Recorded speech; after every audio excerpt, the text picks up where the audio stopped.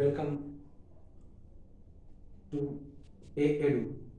और ए एडू के इस यूट्यूब चैनल में मैं आप सभी का स्वागत करता हूं। और मध्यकालीन भारत के इतिहास को हम लोग पढ़ रहे थे।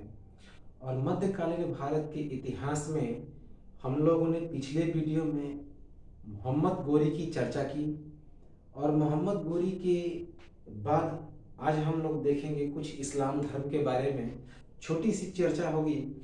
और हालांकि इनसे प्रश्न कम पूछे जाते हैं, लेकिन मेंस राइटिंग में ये आपकी काफ़ी मदद करेगी। तो चलिए थोड़ा सा हम पिछले वीडियो की चर्चा कर लेते हैं और उसके बाद आज का ये छोटा सा वीडियो हम लोग इस्लाम धर्म के बारे में देख लेंगे। सबसे पहले समझ लीजिए पिछले वीडियो में हमने क्या देखा कि अलाउद्दीन हुसैन नाम का एक सेस्मनी वंश का, जिसको हम लोग सासमनी वंश या सासवानी वंश भी कहते हैं, उसका एक शासक था जिसका नाम था अलाउद्दीन हुसैन। उसने गोरी वंश की नींव रखी थी। तो पूर्वी ईरान के रास्ते ये सेस्मानी वंश के शासक गजनी और हेरात के बीच एक गोरी वंश की स्थापना करते हैं। और इसकी नींव अलाउद्दीन जहान सोजन ने रखी। तो अलाउद्दीन जहान सोजन का वास्तविक नाम अलाउद्दीन हुसैन था। जब गजनी के इलाकों में संसवनी वंश के शासक आए तो अलाउद्दीन हुसैन ने गजनी को 7 दिन और 7 रातों तक खाक में मिला दिया, यानी कि जलाकर राख कर दिया। तो इसी कारण अलाउद्दीन हुसैन का नाम अलाउद्दीन जहान सोजन पड़ गया, क्योंकि जहान सोजन का मतलब होता है विश्व दाहक। और अलाउद्दीन और तुर्की लोगों का विश्वास था कि जो विश्व है वो पूरा तुर्की, वो गजनी का ही साम्राज्य है। इसीलिए तुर्की के लोगों ने अलाउद्दीन हुसैन का नाम जहान सोजन रख दिया, यानी विश्व दाहक। और उसके बाद इसे सुल्तान की भी उपाधि मिल गई। अलाउद्दीन हुसैन के 2 भतीजे थे। एक का नाम था शहाबुद्दीन और दूसरे का नाम था गयासुद्दीन। शहाबुद्दीन बड़ा भाई था, शहाबुद्दीन छोटा भाई था और गयासुद्दीन बड़ा भाई था। इन दोनों को अलाउद्दीन हुसैन ने कैद कर रखा था। लेकिन 1161 ईस्वी में अलाउद्दीन हुसैन की मृत्यु हो जाती है। और अलाउद्दीन हुसैन की मृत्यु के बाद उसका पुत्र सैफुद्दीन गोरी वंश का शासक बनता है। और सैफुद्दीन गोरी इन दोनों को, शहाबुद्दीन को और गयासुद्दीन को रिहा कर देता है। लेकिन 1 बरस के बाद यानी 1163 ईस्वी में सैफुद्दीन गोरी की भी सल्जुकों के द्वारा हत्या कर दी जाती है। और उसके बाद 1163 से 1202 ईस्वी के बीच गयासुद्दीन गोरी वंश का शासक बनता है। और 1202 में इसकी मृत्यु के बाद शहाबुद्दीन यानी कि मोहम्मद गोरी वंश का शासक बनता है। तो यहां से हम लोग गोरी वंश की शुरुआत की है। और हमने क्या देखा कि इसका मूल वास्तविक नाम था शहाबुद्दीन, जो बाद में मोहम्मद गोरी के नाम से प्रसिद्ध हुआ, यानी शहाबुद्दीन मोहम्मद गोरी। इसका एक और नाम था मोहम्मद बिन शाम, मोइनुद्दीन मोहम्मद बिन शाम। देखिए इसका जो जन्म हुआ 1149 में और 15 मार्च 1206 को पाकिस्तान के खोखरों के जाटों के द्वारा झेलम नदी के किनारे दैमक नामक स्थान पर इसकी हत्या कर दी जाती है। 1175 ईस्वी में मोहम्मद गोरी का राज्याभिषेक होता है। और 1100 सभी आप सभी जानते हैं कि 1127 ईस्वी में 1027 ईस्वी में महमूद गजनवी के रूप में अंतिम विदेशी आक्रमण होता है। लेकिन उसके ठीक 150 वर्षों के बाद एक और विदेशी आक्रमण होता है, यानी कि 1173-74 की ईस्वी में मोहम्मद गोरी के रूप में। और ये जो आक्रमण था पिछले आक्रमण से उतना ज्यादा विनाशकारी नहीं था, क्योंकि जो महमूद गजनवी और मोहम्मद बिन कासिम का आक्रमण था उनका उद्देश्य लूट था। तो वो थोड़ा आक्रमणकारी और विनाशकारी आक्रमण था। लेकिन मोहम्मद गोरी भारत में मुस्लिम राज्य की सत्ता स्थापित करना चाहता था और हालांकि ये भी लूटने के उद्देश्य से आया था, तो ये उतना विनाशकारी आक्रमण नहीं था। और इसका आक्रमण तो लूट के उद्देश्य से हुआ ही हुआ, यह भारत में मुस्लिम राज्य की स्थापना करना चाहता था और साथ ही साथ भारत में इस्लाम धर्म का प्रचार भी करना चाहता था। उसके बाद हमने क्या देखा कि 1173 ईस्वी में, 1173 से 1174 ईस्वी में मोहम्मद गोरी ख्वारिजम शासकों के द्वारा पराजित होता है, जो इसकी पहली पराजय थी। भारत में 1175 ईस्वी में मुल्तान पर सबसे पहला आक्रमण करता है और वहां के कीरामाती राजा दाऊद को पराजित कर देता है। उसके बाद हमने क्या देखा कि इसका जो सर्वप्रथम आक्रमण था वह मोहम्मद बिन सूरी के विरुद्ध था, जो एक बौद्ध धर्मावलंबी था, और उसे पराजित करके उसने मोहम्मद बिन सूरी को इस्लाम धर्म में परिवर्तित कर दिया।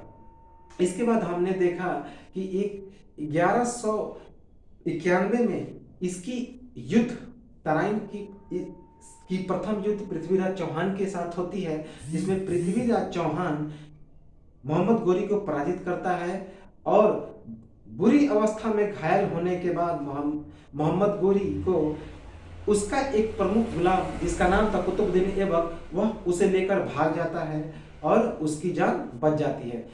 इस युद्ध में, तराइन के प्रथम युद्ध में, पृथ्वीराज चौहान का साथ उसका प्रमुख सेनापति अस्कंद देता है और यह जो युद्ध होता है भटिंडा के अधिकार को लेकर होता है। पंजाब का एक भटिंडा इलाका है, इसे तराइन का प्रथम युद्ध कहते हैं। यह मोहम्मद गोरी से संबंधित सबसे महत्वपूर्ण प्रश्न है। उसके बाद तराइन का द्वितीय युद्ध 1192 ईस्वी में होता है, जब 1191 में मोहम्मद गोरी पृथ्वीराज चौहान से हार जाता है तो पूरे दल बल के साथ फिर वापस आक्रमण करता है पृथ्वीराज चौहान के ऊपर और इस बार जीत जाता है। और जीतने के बाद 1192 ईस्वी में ही पृथ्वीराज चौहान के पुत्र गुरु गोविंद को अजमेर का शासक बनाता है, लेकिन गुरु गोविंद का एक चाचा था हरिराज, वह गुरु गोविंद को उसके पद से पदच्युत करने के लिए स्वतंत्र करने का प्रयास किया, लेकिन कुतुबुद्दीन ऐबक ने उसे असफल कर दिया। लेकिन हरिराज ने इसे अपमान समझा और उसने आत्मदाह कर लिया। 1193 ईस्वी में मोहम्मद गोरी ने अपनी राजधानी दिल्ली बनाई। 1194-95 में जब इसकी युद्ध कन्नौज के शासक जयचंद के विरुद्ध होता है, जयचंद गढ़वाल का एक शासक था और इस युद्ध को चंदावर का भी युद्ध कहते हैं।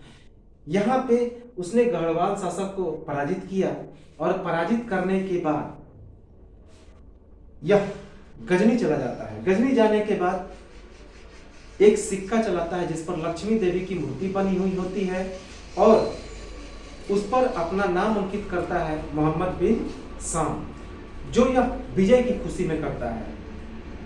लोगों को यह दिखाने के लिए उसने भारत को जीत लिया है। उसके बाद भारत पर अगर पूछा जाए कि मोहम्मद गोरी की पहली पराजय कौन सी थी, तो मोहम्मद गोरी की पहली पराजय जो थी 1178 ईस्वी में मूलराज द्वितीय और उसकी विधवा पत्नी नायिका देवी के विरुद्ध थी, जिसमें उसकी सहायता चालुक्य शासक भीम द्वितीय ने की थी। और यह जो युद्ध हुआ था राजस्थान और गुजरात के माउंट आबू पर्वत पे हुआ था और इसमें यही इसकी पहली पराजय थी मोहम्मद गोरी की। 1194 में जब यह गजनी चला जाता है तो फिर वापस आता है और वापस आने के बाद 1195 ईस्वी में बयाना पर विजय प्राप्त करता है और ग्वालियर के शासक सुलक्षण पाल को भी यह पराजित करता है। 1203 ईस्वी में चंदेल के शासकों को यह पराजित करता है, यानी कि 1203 ईस्वी में चंदेल शासक परमार्दी देव को भी यह पराजित करता है। 1205 ईस्वी में जब यह भारत आता है, 1195 ईस्वी में भारत में आने के बाद बयाना विजय के बाद यह फिर वापस चला जाता है, फिर 1203 में आता है, फिर 1203 में वापस चला जाता है, फिर 1205 में वापस आता है। तो जब 1205 ईस्वी में वापस आता है तो वापस आने से पहले इसकी युद्ध गजनी में एक वंश जिसको अंधखुद बोलते हैं, अंधखुद का युद्ध होता है और यहाँ पे यह पराजित हो जाता है ख्वारिजम शासकों के द्वारा। इसके बाद 1206 ईस्वी में यह कुतुबुद्दीन ऐबक को दिल्ली के हस्तिनापुर का इलाका सौंप देता है जो उसने जीता था, और सौंप के वापस गजनी चला जाता है। ये उसकी अंतिम गजनी यात्रा थी। और इसके बाद 15 मार्च 1206 को इसकी खोखरों के द्वारा हत्या कर दी जाती है, इसकी मृत्यु हो जाती है। तो ये तो था मोहम्मद गौरी के बारे में। इसके बाद हमने क्या देखा कि इसके कुछ गुलाम थे। जैसे कौन कौन से गुलाम थे? पहला कुतुबुद्दीन ऐबक, जिसको उसने दिल्ली का इलाका सौंपा था। उसके बाद अगला जो गुलाम था बख्तियार खिलजी, उसने बंगाल और बिहार का इलाका सौंपा था। और बंगाल और बिहार के आक्रमण के समय जब बख्तियार खिलजी बंगाल और बिहार पर आक्रमण किया तो उस समय बिहार पर सेन वंश का शासन था, और उसमें सेन वंश का राजा लक्ष्मण सेन यहाँ पे शासन करता था। उसमें लक्ष्मण सेन के शासन काल में उसके दरबार में एक महत्वपूर्ण कवि रहते थे जिनका नाम था जयदेव, और उन्होंने एक महत्वपूर्ण कविता किताब लिखी जिसका नाम था गीत गोविंद। तो गीत गोविंद के रचयिता कौन थे? तो जयदेव, जो लक्ष्मण सेन के शासनकाल में रहते थे। उसके बाद बख्तियार खिलजी को हम लोग इसलिए जानते हैं क्योंकि उसने बिहार के क्षेत्र में सबसे महत्वपूर्ण प्राचीन विश्वविद्यालय नालंदा और विक्रमशिला को ध्वस्त किया था। 1193 ईस्वी में विक्रमशिला विश्वविद्यालय को और नालंदा को उसने ध्वस्त कर दिया था। उसके बाद हमने देखा एक प्रमुख गुलाम जिसका नाम था कुबाचा, कुनरुद्दीन कुबाचा, उसे सिंध और कच्छ के इलाके में सूबेदार बनाया। उसके बाद एक और गुलाम था अल्दोज को कीरेमान का सूबेदार बनाया जो कि गजनी के इलाके में पड़ता है। तो ये तो थे प्रमुख गुलाम। इसके बाद हमने कुछ प्राचीन विश्वविद्यालयों के बारे में भी चर्चा की थी, जैसे कि तक्षशिला, यह विश्व का सबसे प्राचीनतम विश्वविद्यालय है। उसके बाद तक्षशिला जो है आयुर्विज्ञान केंद्र का आयुर्विज्ञान शिक्षा का सबसे बड़ा केंद्र था, और इसकी स्थापना 700 से 800 बीसी के बीच हुई थी। इसके जो संबंधित थे उनमें थे पाणिनि जिन्होंने अष्टाध्यायी की रचना की थी, कौटिल्य जिन्होंने अर्थशास्त्र की रचना की थी, उसके बाद प्रसन्नजीत, और यह जीटी रोड से गुजरता है। जो तक्षशिला विश्वविद्यालय है ग्रैंड ट्रंक रोड यानी पथे राजशाही से गुजरता है, जिसका निर्माण शेरशाह सूरी ने किया था। इसके बाद हमने कौन सा विश्वविद्यालय देखा? इसके बाद हमने 1980 में तक्षशिला को विश्व विरासत स्थल में शामिल किया गया। नालंदा विश्वविद्यालय जिसकी स्थापना गुप्त वंश का एक प्रमुख शासक कुमारगुप्त ने 413 एडी में किया था, और यह बिहार के राजगीर में पड़ता है, और इसको ध्वस्त किसने किया? तो बख्तियार खिलजी ने किया था।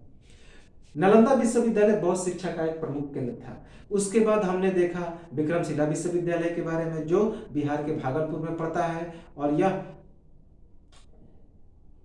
भी एक बौद्ध शिक्षा का प्रमुख केंद्र था, और इसकी स्थापना पाल वंश का एक संस्थापक पाल वंश का शासक धर्मपाल ने किया था।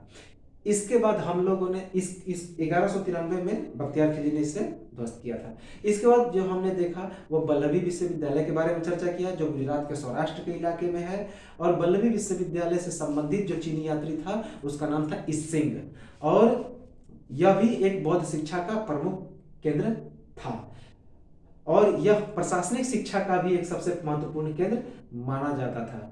और आप लोगों को पता होगा कि जो नालंदा विश्वविद्यालय है उससे महायान का हम लोग ऑक्सफोर्ड कहते हैं, क्योंकि यह बौद्ध शिक्षा का सबसे प्रमुख केंद्र था। इसके बाद हमने पृथ्वीराज चौहान के बारे में देखा कि पृथ्वीराज चौहान राय पिथौरा का शासक था, और इसे पृथ्वीराज तृतीय के भी नाम से जाना जाता है। इसके दो प्रमुख सेनापति थे, उदुल और इरोज। चंदेल शासक परमार्दी देव को पराजित करने के क्रम में इन दोनों की मृत्यु हो जाती है। और इसके दरबार में प्रमुख कवि थे जिनका नाम था चंद्रबरदाई, और उन्होंने पृथ्वीराज रासो लिखी, जिसमें पृथ्वीराज चौहान के बारे में संपूर्ण वर्णन है। तो ये था हमारा पिछले वीडियो का चर्चा, और आज हम लोग थोड़ा बहुत देख लेते हैं इस्लाम धर्म के बारे में। तो इस्लाम धर्म के बारे में थोड़ी सी हम लोग चर्चा कर ले। देखिए, छोटा सा वीडियो होगा, आप लोग बस केवल फैक्ट देखें और समझने का प्रयास करेंगे। अगले वीडियो में जब हम लोग कुतुबुद्दीन ऐबक के बारे में चर्चा करेंगे तो उसे पूरा विस्तृत चर्चा करेंगे। जैसे देखिए, इस्लाम मूर्ति पूजा के विरोधी थे। आज इस्लाम जो है वो मूर्ति पूजा के विरोधी हैं, अवतारवाद के विरोधी हैं, यानी कि वो अवतार पे भरोसा नहीं करते हैं कि एक अवतार के बाद दूसरा अवतार, जिस तरह हिंदू धर्म में है। वे जाति पाति के भी विरोधी हैं। सबसे महत्वपूर्ण, वे पुनर्जन्म पे विश्वास नहीं करते हैं। उसके बाद इस्लाम धर्म के संस्थापक पैगंबर मोहम्मद साहब थे। ये बहुत महत्वपूर्ण फैक्ट है। इनके जो उत्तराधिकारी होते हैं, पैगंबर मोहम्मद साहब के उत्तराधिकारी खलीफा कहलाते हैं। इस्लामिक कानून को हम लोग शरीयत कहते हैं, और शरीयत 4 भागों में बटा होता है। पहला कुरान, जो कि मुसलमानों का एक पवित्र ग्रंथ है। उसके बाद हदीस, पैगंबर साहब से जुड़ी परंपराएं, जिसके अंतर्गत उनके स्मृति शब्द एवं क्रियाकलाप आते हैं। तो जो पैगंबर मोहम्मद साहब से जुड़े स्मृति और क्रियाकलाप आते हैं, उन्हें हम लोग हदीस कहते हैं। उसके बाद इल्मा, इस्लाम के धर्मायाइयों के मतैक्य पर जो आधारित मत होते हैं, उन्हें हम लोग इल्मा कहते हैं। उसके बाद कयास, जो तार्किक विश्लेषण होते हैं इस्लाम धर्म में, उन्हें हम लोग कयास कहते हैं। उसके बाद है इस्लामिक राज्य के कौन कौन से अंग हैं। तो इस्लामिक राज्य के 5 अंग हैं। पहला खलीफा, जो पैगंबर मोहम्मद के उत्तराधिकारी कहलाते हैं, उन्हें खलीफा कहते हैं। उसके बाद सुल्तान, खलीफा से जो मान्यता प्राप्त राजकीय अधिकारी होते हैं, उन्हें सुल्तान कहते हैं। आपको पता होगा कि जो पहला सुल्तान था वह महमूद गजनवी था। उलेमा, मुस्लिम विद्वानों को उलेमा कहते हैं। अमीर में प्रशासनिक अधिकारी होते हैं अमीर, और मिल्लत, जितने सारे मुस्लिम जनता होते हैं उन्हें मिल्लत कहते हैं। भारत में इस्लाम धर्म का उदय, देखिए भारत में किस प्रकार इस्लाम धर्म का उदय होता है। भारत में इस्लाम धर्म का प्रवेश अरबों के द्वारा केरल के मालाबार तट पर होता है। आप लोग को पता होगा कि जो भारत का पश्चिमी तट है, वो पश्चिम का जो निचला तट है वह मालाबार तट कहलाता है, क्योंकि वहां पे केरल का इलाका पड़ता है। तो वहीं से सबसे पहले अरबों ने व्यापार करना शुरू किया। तो किस रूप में? व्यापारी के रूप में। भारतीय महिलाओं से इस्लामिकों ने विवाह किया तथा इनके संतान मोपला कहलाए। देखिए, जब अरबी भारत में आए, व्यापार करना शुरू किया, तो बसना भी शुरू किया। उसके क्रम में इन्होंने भारतीय महिलाओं से विवाह करने का भी शुरुआत किया, और उनके जो संतान उत्पन्न होते थे वे मोपला कहलाते थे। मदुरई के राजा ने अरबियों को आश्रय दिया। तमिलनाडु का एक मदुरई क्षेत्र है, वहां के राजा ने अरबियों को आश्रय दिया। केरल के अंतिम पेरुमाल शासक पेरुमाल इस्लाम धर्म का अनुयायी हो गया, और इसका नाम अब्दुल रहीम सामरी हुआ, तथा इसने मक्का की तीर्थ यात्रा की। ये इंपॉर्टेंट फैक्ट है कि सबसे पहला मुस्लिम धर्म को अपनाने वाला जो भारतीय था, उसका नाम था अंतिम पेरुमाल शासक चेरुमाल पेरुमाल। तो भारत में केरल के मालाबार तट पर पेरुमाल शासक थे। पेरुमाल शासक में सबसे अंतिम शासक था चेरुमाल पेरुमाल। तो उसने सबसे पहले मुस्लिम धर्म को अपनाया, और इसका नाम क्या हो गया? अब्दुल रहीम सामरी। और इसके बाद इसने मक्का की तीर्थ यात्रा की। आपको पता होगा कि मुसलमानों का जो सबसे पवित्र मस्जिद है, सबसे पवित्र धर्म स्थल है, वह अरब का मक्का मदीना क्षेत्र है। अरबी लेखक अल इरताबी के अनुसार राष्ट्रकूट साम्राज्य में मुसलमान रहते थे तथा वहां मस्जिदें थीं। तो एक अरबी लेखक था अल इरताबी, उसके अनुसार राष्ट्रकूट साम्राज्य, राष्ट्रकूट भारत में एक साम्राज्य था राष्ट्रकूटों का, तो वहां पे मुसलमान रहते थे और वहां पे मस्जिदें भी थी। अब हम लोग कुछ सिंध पर अरबों के आक्रमण के बारे में चर्चा करते हैं। आपको हमने पिछले वीडियो में बताया था कि भारत पर मुसलमानों के आक्रमण की जानकारी पवित्र ग्रंथ चचनामा से मिलती है, और चचनामा और मासूमे सिंध, जिसे हम लोग तारीखे सिंध भी कहते हैं, उससे मिलती है। और चचनामा एक अरबी भाषा में लिखी हुई ग्रंथ है और इसकी रचना अली अहमद ने की थी। इसकी भी हमने चर्चा पहले कर ली थी। और इसका जो फारसी अनुवाद हुआ, तो चचनामा का फारसी अनुवाद किसने किया? कुफी ने। मासूमे सिंध के लेखक मीर मासूम मोहम्मद है। मीर मोहम्मद मासूम मासूमे सिंध के लेखक हैं। तो ये सभी स्रोत सिंध पर अरबों के आक्रमण के बारे में जानकारी देते हैं। पहला आक्रमण सिंध पर अरबों का पहला आक्रमण खलीफा उमर के समय 636 ईस्वी में थाना पर हुआ। तो सिंध पर एक जगह था थाना, जहां पर खलीफा उमर के समय 636 ईस्वी में पहला आक्रमण होता है, लेकिन वो असफल रहा। 8वीं सदी के प्रथम दशक में इब्न अल हरी अल बहित द्वारा सिंध पर आक्रमण किया गया। तो सबसे पहला आक्रमण पूछा जाए तो 8वीं सदी के प्रथम दशक में इब्न अल हरी अल बहित द्वारा किया गया। उसके बाद अरब यात्री सुलेमान ने प्रतिहार शासक मिहिर भोज को अरब का सबसे बड़ा शत्रु बताया।